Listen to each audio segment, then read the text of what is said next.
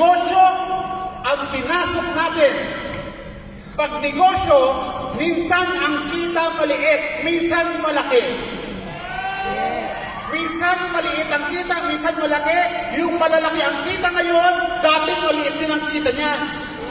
At yung ngayon ay maliliit ang kita, dati malaki din ang kita niyan. Umiikot.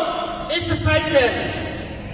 Kaya pag maliit ang kita mo, darating din ang panahon, lalaki rin ang kita mo. Maliwanag!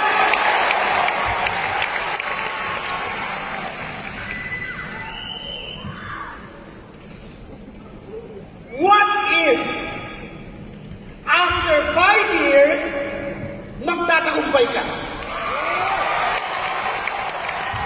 What if, after 5 years, magtatagumpay ka? Paano mo haharapin ang mga challenges ngayon? Bibigay ka ba kung alam mo after 5 years, magtatagumpay ka?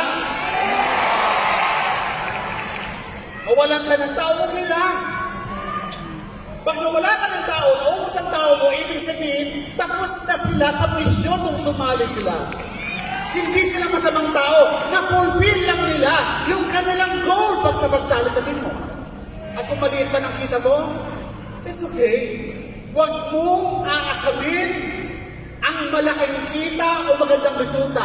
Ang asamin mo ay magkameron ka ng tamang ugali para harapin ang mga challenges na kailangan para magtagumpay.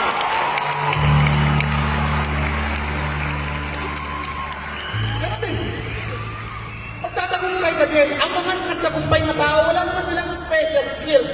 Wala naman silang special talent. Ang mga nagtagumpay na tao ay ordinaryong tao, pero ang malaking pagkakaiba, naniwala lang sila.